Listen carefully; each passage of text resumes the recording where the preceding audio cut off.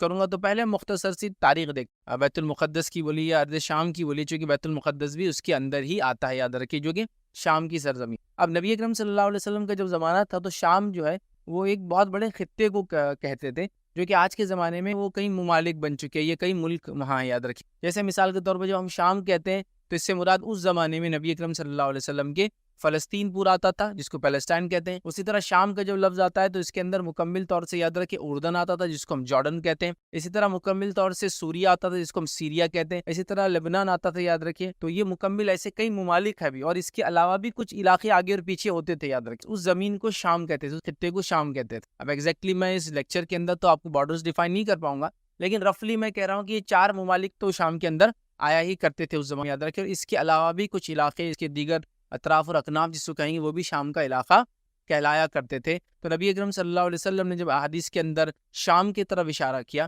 تو ظاہر سی بات ہے اس سے مراد آج کے زمانے میں یہ تمام ممالک اس میں آتے ہیں، یاد رکھیے۔ اس چیز کو ہم جو ہے ذہن نشین کر لیں آج، ٹھیک ہے۔ اب آئیے ہم آگے بڑھتے ہیں، اور آج کا جو میرا لیکچر ہوگا وہ 3 نکات پر مشتمل ہوگا۔ 3 پوائنٹس ہم میجر اس کے۔ پہلا پوائنٹ ہم دیکھیں گے، مختصر تاریخ دیکھیں گے ملک شام کی، بنی اسرائیل کے دور تک، مطلب بنی اسرائیل جب اس پہ حکومت کرتے رہی، شام کی تاریخ کیا رہی، چونکہ بیت المقدس بھی شام کے اندر ہی آتا ہے، اس لیے ہم پہلے اس کی تاریخ دیکھیں گے، اور بنی اسرائیل کے بارے میں کچھ چیزیں جانیں گے کہ ان کے اندر جب ان کے پاس یہ زمین تھی تو انہوں نے دوسری چیز دیکھیں گے، مختصر سی تاریخ دیکھیں گے ملک شام کی، چونکہ بیت المقدس اسی میں آتا ہے، اسلامی دور کے اندر کیسی تھی۔ اور اس کے بعد تیسرا ہم دیکھیں گے مسجد اقصیٰ، اور اسی کے ساتھ ساتھ جو ہے بیت المقدس جس کو کہتے ہیں، اسی کے ساتھ ساتھ ملک شام کے بارے میں کچھ فضیلتیں، کچھ باتیں جو نبی اکرم صلی اللہ علیہ وسلم نے اس کے فضائل میں بیان کیے، وہ باتیں میں انشاءاللہ عزیز آج آپ کے سامنے رکھوں گا۔ تو 3 نکات پر مشتمل ہوں گا کہ ہم شام کی مختصر تاریخ یہ بنی اسرائیل کے دور میں، پھر شام کی مختصر تاریخ اسلامی دور میں، اور اس کے بعد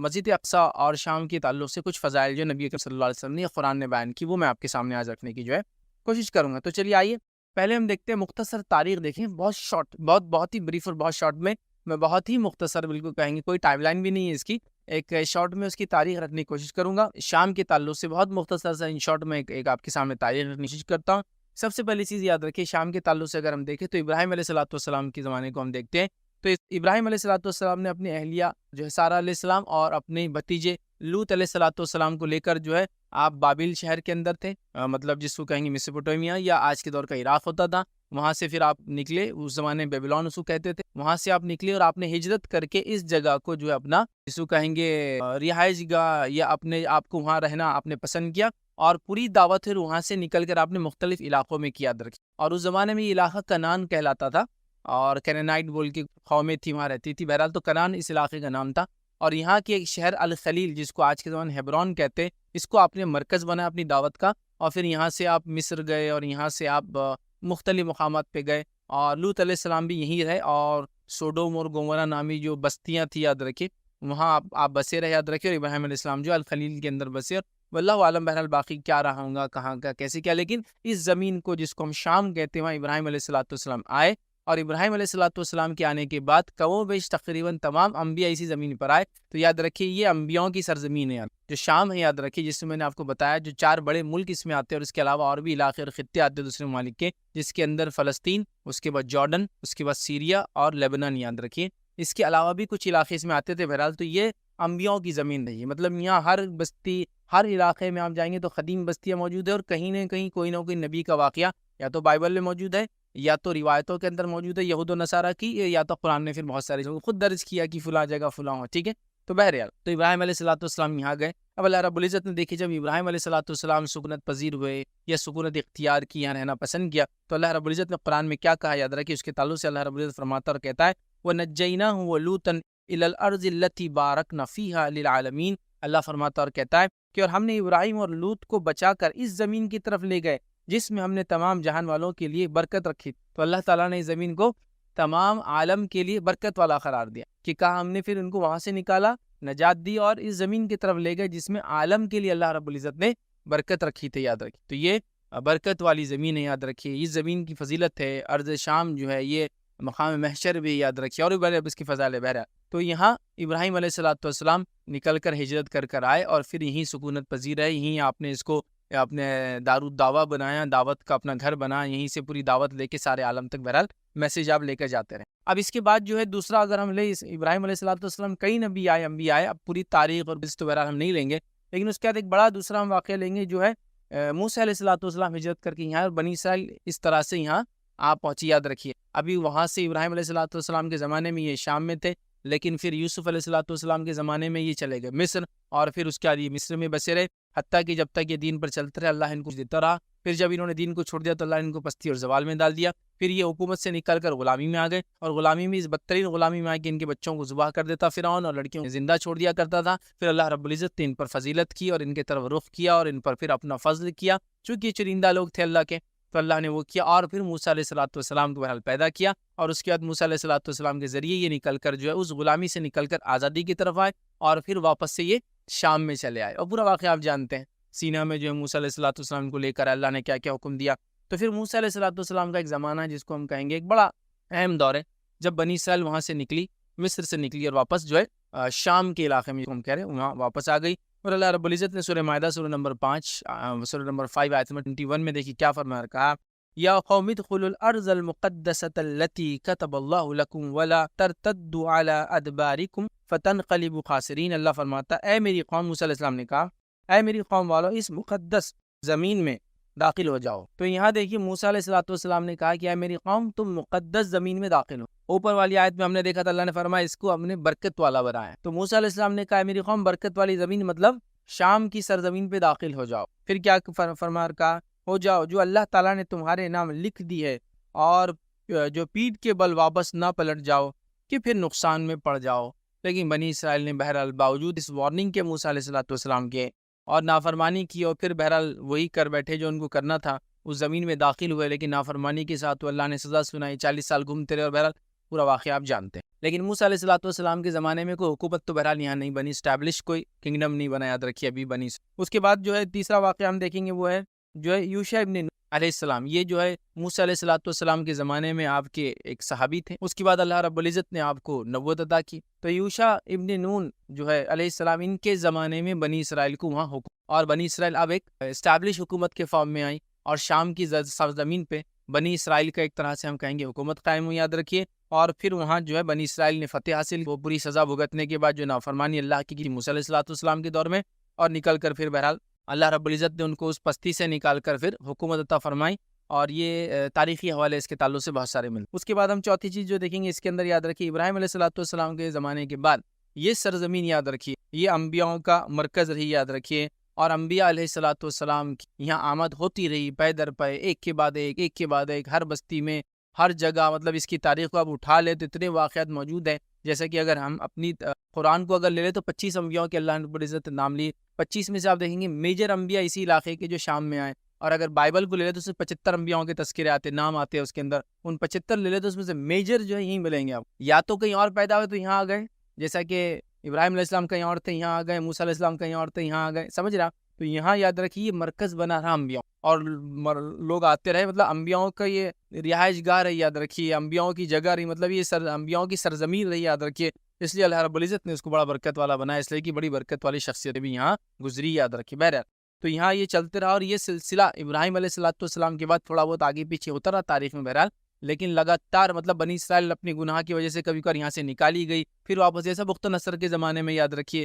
وہ بابل کا ایک بادشاہ تھا، اللہ رب العزت نے ایک وعدہ بھی کیا تھا بنی اسرائیل سے کہ وہ سرکشی کریں گے اور اللہ ان کو سزا دیں گا، تو پہلی سزا ان کو بخت نظر کے زمانے میں ملی، اور دوسری سزا جب اللہ کا وعدہ ہوا تو یہ ٹائٹس بول کے ایک بادشاہ تھا جو عیسیٰ علیہ الصلوۃ والسلام کے دنیا سے اٹھائے جانے کے 70 سال بعد آیا، اس نے ان کو نکالا، اور ٹائٹس کے ان کو نکالنے کے بعد شام سے، اور خاص طور سے فلسطین سے، اور خاص طور سے بیت المقدس اس کے اطراف میں جو بستے تھے، اس کے بعد تقریباً 1800 سال تک یہود گھومتے رہے، دنیا بنی اسرائیل گھومتے رہے، اور 1800 سال بعد 1924 کے اندر پھر واپس وہ آ کر انہوں نے اپنا ایک اسٹیٹ قائم کرنے کا بہرحال دعویٰ کیا، اور اس کے بعد وہ جو کچھ آپ جانتے ہیں تاریخ، بہرحال تو یہ ایک زمین رہی انبیاؤں کی، یاد رکھی۔ اسی طرح ہم دیکھتے ہیں داؤد علیہ السلام اور سلیمان علیہ السلام کے زمانے میں بنی اسرائیل کا عروج ہو گیا، اور شام کی زمین جو ہے، سرزمین جو ہے، ایک بہت بڑی سلطنت بن گئی، اور ایک امپائر وہاں انہوں نے قائم کیا، یاد رکھی، اور یہ دو بہت رینونڈ بادشاہ، یاد رکھ، مطلب تاریخ میں ہسٹوریکلی ان کے تعلق سے بہت ساری باتیں ملتی ہے، اور سفیان ثوری رحمۃ اللہ قول کے مطابق وہ کہتے ہیں کہ جو مشہور بادشاہ ہو، یاد رکھے جو ایمان والے تھے، وہ کہتے ہیں کہ ذوالقرنین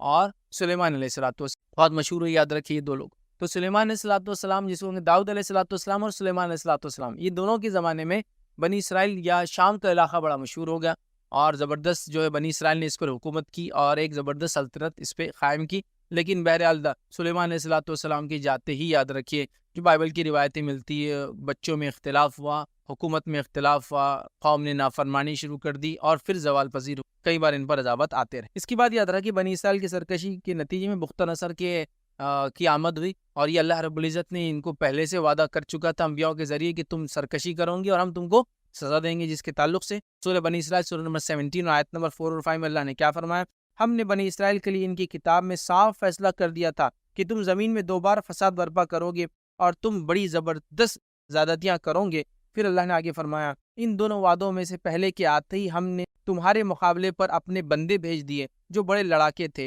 بس وہ تمہارے گھروں کے اندر تک پھیل گئے، اور اللہ کا یہ وعدہ پورا ہونا ہی تھا۔ اور یہ بختہ نصر کے تعلق سے جتنے بھی لوگوں نے لکھا ہے کہا کہ یہ وہی تھی پہلا جو وعدہ تھا۔ بختہ نصر آیا جس کو نبوکڈ نظر بولتے ہیں انگلش میں، یہ بابل کا بادشاہ تھا، میسوپوٹیمین کنگ تھا، وہاں سے نکلا اور یہ بنی اسرائیل پہ اس نے مطلب پورے شام کے علاقے پہ اس نے حملہ کیا، قبضہ کیا، اور اس زبردست قسم سے یہ جنگ ہوئی اور اس زبردست قسم سے یہود کو مارا گیا کہ روایت میں آتا ہے کہ اس نے یہودیوں کی ایک بڑی آبادی ختم کر دی، باقیوں کو غلام بنا لیا، ہر یہود کو گھر سے نکالا گیا اور گھر سے نکال کر باندھ کر ان کو سب کو کہاں لے گیا؟ بابل لے گیا اپنے۔ لیکن اس کے بعد کچھ صدیوں بعد ان کو پھر آزادی ملی واپس آنے کی، پھر یہ واپس آئے، پھر انہوں نے اپنا کنگڈم اسٹیبلش کیا، پھر یہ وہاں کر رہنے لگے، یاد رکھیے۔ اور پھر دوسرا وعدہ اللہ تعالیٰ کا جو علماء لکھتے ہیں وہ تب ہوا جب عیسیٰ علیہ السلام کے بعد 70 عیسوی میں پھر انہوں نے نافرمانی کی، پھر گناہ کی، اللہ رب العزت نے پھر جو ہے ٹائٹس کو بھیج دیا اور اس نے آ کر پھر اس پہ حملہ کیا، اور پہلی بار بھی جب حملہ ہوتا بختہ نصر کا پورا علاقہ بیت المقدس ملا کر سب کچھ نے ڈھا دیا،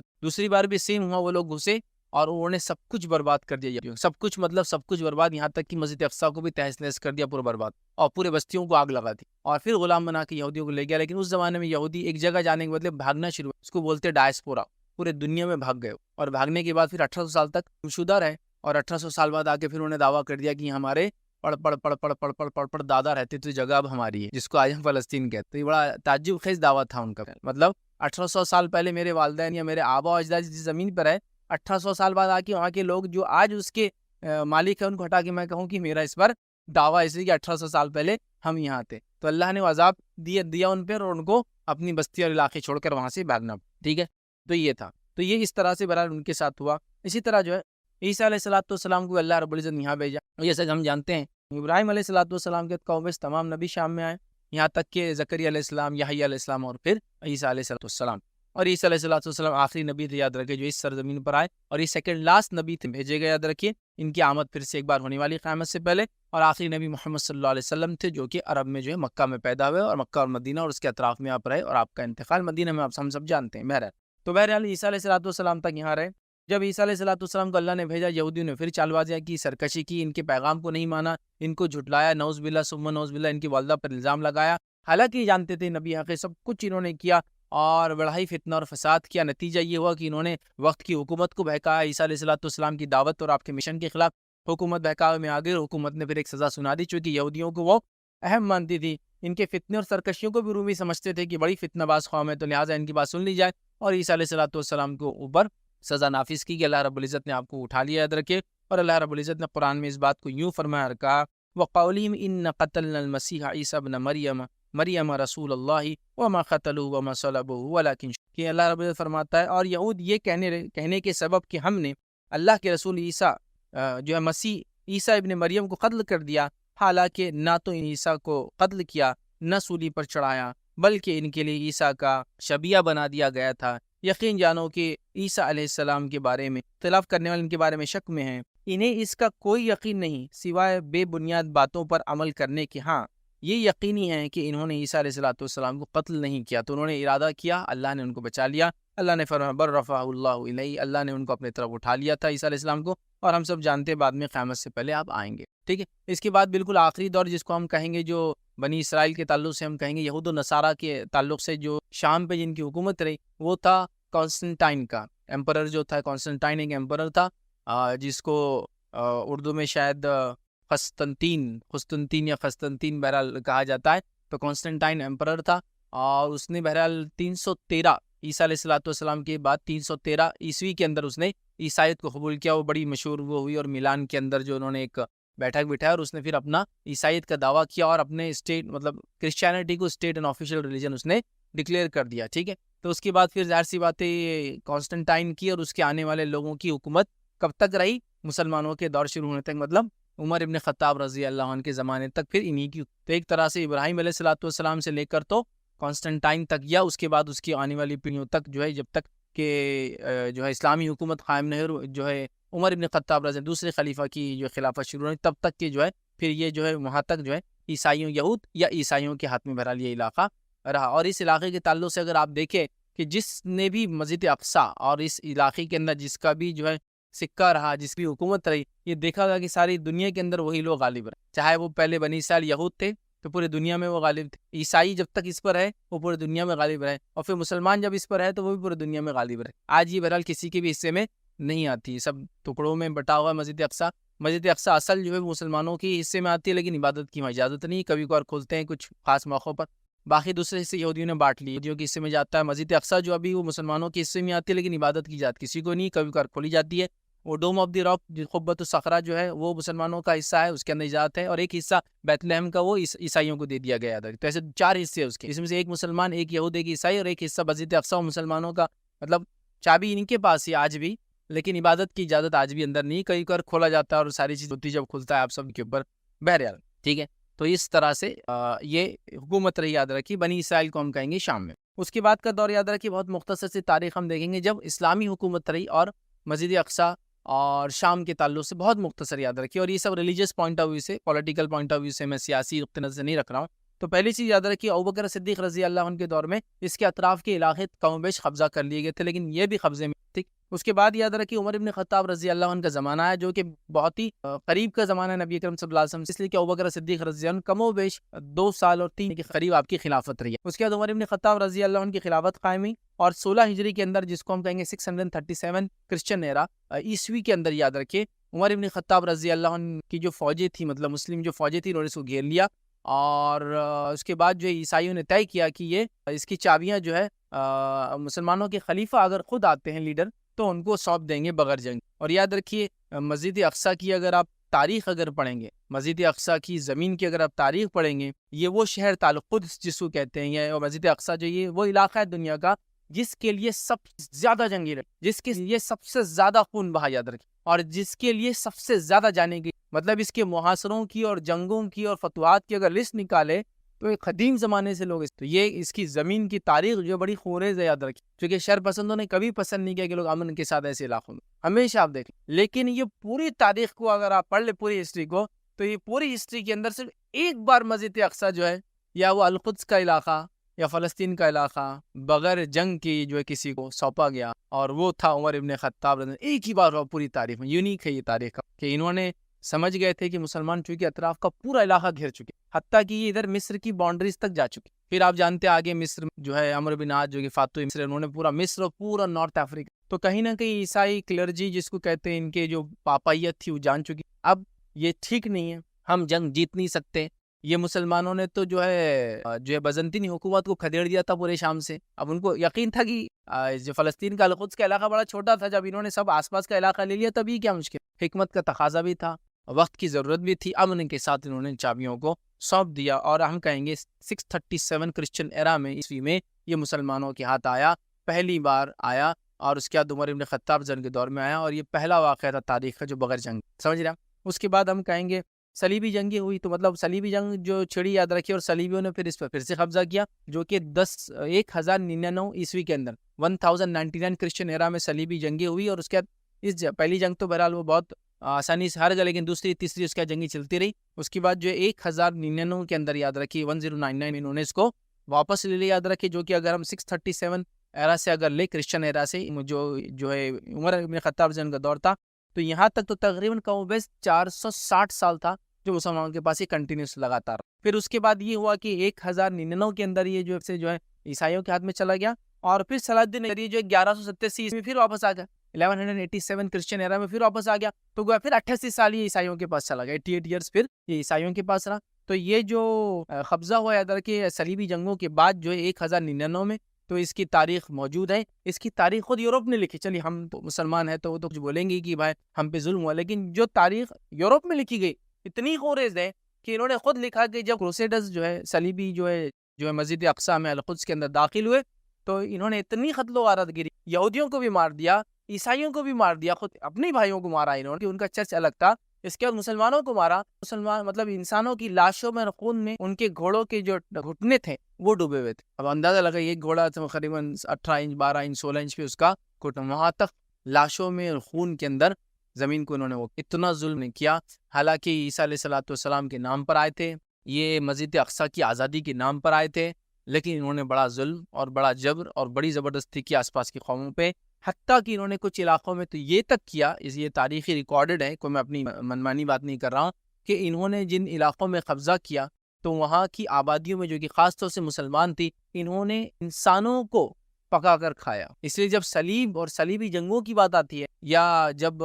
کوئی یہ کہتا ہے کہ ہم وہی حال کریں گے مسلمانوں کا جو صلیبی جنگوں میں ہوا، تو یہ مسلمانوں کے لیے قابل برداشت بات نہیں ہوتی۔ اس لیے اتنا ظلم اور زیادتی بھی انسانیت کے اوپر کہ تاریخ میں آپ کو اتنی ظلم و زیادتی نہیں۔ تو جو عیسائی آج یہ بتا رہے ہیں، جو پاپائیت جو خاص طور سے کیتھولک چرچ ہے، جو آج امن کی مسیحا بن کے ساری دنیا کو محبت بانٹتے ہیں، اگر ان کا ظلم اگر دیکھا جانا، یہ ہسٹوریکل فیکٹ ہے، میں کسی قوم کے خلاف کسی کو بہکا نہیں رہا ہوں، دس از ہسٹوریکل فیکٹ، ریکارڈڈ فیکٹ ہے یہ فیکٹ۔ آپ پورے بیت المقدس اس کے اطراف اور شام میں جب انہوں نے صلیبی کی وہاں دیکھ لیجیے۔ اس کے علاوہ صرف مسلمانوں پہ نہیں، انہوں نے تو یہود و نصارہ کو برباد کر دیا۔ اس کے علاوہ اگر جو کیتھولک چرچ کا آپ کو ظلم دیکھنا ہے تو پورا اسپین، پورے آئبیرین پیننسولا کو دیکھیے، جب انہوں نے مسلمانوں سے لیا تو ریکانکویسٹا کے نام پر جو ہے مسلمانوں اور یہودیوں کو ہر اتوار کو زندہ جلاتے، جنہوں نے اپنا ایمان تبدیل، جو لوگ یہود بن گئے مطلب عیسائی بن گئے، اور جنہوں نے چھوڑ دیا اسلام اور یہودیت تو انہوں نے معاف کر دیا، باقی تو ہر اتوار یہودیوں کو تو ہر اتوار لا کے زندہ جلاتے تھے۔ پھر آپ امن کی بات کرتے ہیں، آج چرچ کو پوپ ہے، لیکن آپ کی تاریخ جو ہے خریز ہے۔ ایون پوپ اربن II نے جو اعلان کیا تھا جنگ کا، کہ کہا کہ عیسیٰ تم کو آواز دیتے ہیں جنگ کے لیے چلو، اور پورے جنگیں انہوں نے کروائی، لیکن آج امن کے بہرحال مسیحا بنے بیٹھے ہیں، اور سفید لباس کے اندر جو اپنے آپ کو امن کا دیوتا اور پتہ نہیں کیا کیا بتاتے ہیں، سارے دنیا میں محبتیں بانٹ رہے ہیں یہاں سے وہاں تک، اور قتل و غارت گری روکتے ہیں، لیکن خود ان کا دامن جو ہے قتل و غارت گری سے، خون سے انسانوں کے رنگا ہوا ہے، وہ خون کسی کا بھی خون ہوتا ہے، دیکھیے رنگا ہوا ان کا تو بہرحال۔ تو یہ اس کے بعد 88 سال پھر مسلمانوں کے پاس سے چلا گیا۔ اس کے بعد صلاح الدین ایوبی جو ہے رحمۃ اللہ علیہ آئے، ہم جانتے ہیں، اور پھر جو ہے القدس کو انہوں نے پھر آزاد کر دیا، اور حطین کی جو جنگ ہوئی یاد رکھیے، اور وہاں وہ صلیبی ہارے، اور اس کے 2 سال بعد واپس مسلمانوں کو القدس مل گیا، اور اس کے وہاں جنگ نہیں ہوئی، جنگ بحری ہو گئی تھی پہلے اس سے کافی دور، اور اس کے بعد مل گیا، اور یہ تقریباً 1187 کی بات ہے۔ تو 1099 میں انہوں نے لیا، 1187 میں واپس ملا، اراؤنڈ 8 ایئرس اپروکسیمیٹلی، ساری چیزیں یاد رکھیے، حکومتیں آتی ہے پرانی جاتی ہے، ہینڈ اوور کو ٹائم لگتا ہے، لیکن میں اپروکسیمیٹ باتیں کر، تو 88 سال پھر رہا، اور اس کے بعد پھر مسلمانوں کے پاس آیا، تب سے لے کر یاد رکھیے پھر مسلمانوں کے پاس ہی رہا، پھر مسلمانوں کے الگ الگ حکمران، جیسا کہ صلاح الدین ایوبی تھے تو یہ ایوبیڈس کہتے ہیں ان کی حکومت کو وہاں رہا، ایوبیڈس جانے کے بعد جو ہے مملوک الگ الگ بہت کئی لوگ بہرحال آتے اور جاتے رہے، یہ سب کے پاس بہرحال چلتا رہا، یہ لوگ اس حکومت کرتے رہے۔ اس کے بعد یاد رکھیے یہ آخر میں جس کو ہم کہیں گے 1517 عیسوی کے اندر یاد رکھیے یہ عثمانیوں کے پاس آ گیا، سلطنت عثمانیہ اس کے پاس آ گیا، جو کہ 1520 میں سلطنت عثمانیہ سے بدل کر خلافت عثمانیہ ہوئی، چونکہ 1517 کے اندر القدس ان کے پاس آیا، بیت المقدس انہوں نے لیا، اس کے بعد 1520 میں مکہ اور مدینہ حجاز بھی ان کے پاس آ گیا، نتیجتاً چونکہ تینوں مقدس مقامات ان کے پاس تھے، اور ایسا سسٹم چلتا رہا تھا کہ جن کے پاس جن کی بھی حکومت اس پہ ہوتی تھی اس کو خلیفہ مان لیا جاتا تھا۔ نتیجہ یہ ہوا کہ 1520 میں انہوں نے کر لیا، مطلب 3 سال میں تینوں مقدس مقامات ان کے پاس تھے، نتیجتاً یہ جو سلیم the first تھے، مطلب جو عثمانی خلیفہ سلیم جو اول ہے فرسٹ، اس کے زمانے میں یاد رکھیے 1520 میں یہ مسلمان خلیفہ ڈکلیئر ہو گئے، اور پھر 1520 سے لے کر تو 1923 تک اپروکسیمیٹلی 403 سال تک یہ ان اپوزڈ خلیفہ رہے مسلمانوں کے، اور پھر سلطنت عثمانیہ سے بدل کے 1520 میں ہو گئی خلافت عثمانیہ، جو عثمانیہ جو ہے یہ بانی تھے جس نے 1299 کے اندر اس کی بنیاد ڈالی تھی، جو ہے عثمان نام تھا ان کا، عثمان غازی، تو اس کی وجہ سے عثمانیہ کہلائے، یا پھر انگلش میں آٹومنس کہتے ہیں ایک دم کامنلی، یا ترکی میں عثمان لار کہتے، تو بہرحال ان کی حکومت رہی، اور یہ بہت شان تقریباً 100 سالہ حکومت ہے، یاد رکھیے ایک بہت بڑے دنیا کے خطے حکومت کی۔ پھر یہ اس کے بعد آٹومنس کے پاس رہا فرسٹ ورلڈ وار کے ختم ہونے تک، فرسٹ ورلڈ وار کے ختم ہونے کے بعد یہ ان سے نکل گیا، چونکہ مینڈیٹ آیا، اور مینڈیٹ آنے کے بعد فرینچ کو کچھ حصہ ملا، برٹشز کو کچھ حصہ ملا، اٹالینس نے کچھ کھا گئے، تو اس طرح سے برٹش مینڈیٹ کے اندر آ گیا فلسطین جو ہے برٹشز کو مل گیا۔ فرسٹ ورلڈ وار میں ترکی نے کیا کیا، जर्मनी का साथ दिया और जर्मनी का साथ देने के नतीजे में जर्मन हारा। हारने की वजह से तुर्क भी ज़ाहिर से हार गए, उनका पूरी सल्तनत और ममलिकत उनके पास से चले गई। नतीजा ये हुआ कि कुछ जितनी कॉलोनीज थे, जो वॉर के अंदर बड़े बड़े पार्टनर्स थे, उन्होंने बांट ली ज़मीन को, ये इनकी होंगी। तो फ़लस्तीन चला गया ब्रिटिशर्स के पास 1917। तो 1517 से लेकर 1917 मतलब कुल 400 साल पूरा ये इनके पास था। तो गोया ये हज़रत उमर रज़ी अल्लाह अन्हु के बाद 637 से लेकर तो 1917 तक तकरीबन मुसलमानों के पास था, सिवाय 88 साल का जो सलीबी दौर रहा, वहाँ से उनके पास से वटी याद रखिए। और सलीम के ज़माने से याद रखिए वो खलीफा कहलाए, और उसके बाद से सल्तनत उस्मानिया, खिलाफत उस्मानिया होगी, याद रखिए। और उसी सिलसिला पहली जंग अज़ीम के बाद बरतानिया के कब्ज़े में बहरहाल ये आ गया, और फिर बरतानिया के पास रहा 1948 तक। 1948 में फिर बरतानिया ने चूँकि इनको मैंडेट के एतबार से इजाज़त दी यहूदियों को, यहूदी 1924 से आना शुरू हुए, जमा हुए, फिर इन्होंने हुकूमत के खिलाफ मतलब ब्रिटिशर्स के खिलाफ बगावत की, ब्रिटिश को मारना शुरू कर दिया, बम ब्लास्ट क्या क्या तमाशे हुए, याद रखिए। और उसके बाद जो है 1948 में इन्होंने अपने आप को इंडिपेंडेंट डिक्लेयर किया, और उसके बाद से अपनी जो है स्टाइल स्टेट के लिए इन्होंने काम किया, और बहरहाल तारीख पूरी आप बहरहाल जानते हैं। तो अब ये शाम का इलाके में खासतौर से पैलेस्टाइन, बहरहाल अभी शाम सीरिया अलग हो गया, लेबनान अलग हो गया, फ़लस्तीन एक हो गया, लेकिन बहरहाल वो शाम का एक हिस्सा ही है, वो उसको तारीख का एक पार्ट लिया, और ये उस्मानियों के पास ही तकरीबन रहा। जब ये फ़लस्तीन गया तो दीगर इलाके भी उस्मानियों के पास से जाकर दीगर हुकूमतों के पास बहरहाल उनके हाथ में चले गए। तो ये बहुत मुख्तसर दोनों इलाकों की बहरहाल तारीख थी। अब आइए, अस्सलाम वालेकुम। आप भी हमारे इस काम में ताउन करें अपनी ज़कात व सदक़ात के ज़रिए। डोनेशन डिटेल्स के लिए डोनेट पर क्लिक करें। अगर आपको हमारे वीडियोस पसंद आए हैं तो इसे शेयर करें और सबके हक़दार बनें। रोज़ाना हमारे वीडियोस को पाने के लिए हमारे यूट्यूब चैनल को सब्सक्राइब करें और बेल आइकन दबाएं। हमसे दीगर सोशल मीडिया पर जुड़ने के लिए वीडियो में दिए गए आईडी को सर्च करें। जज़ाकल्लाह।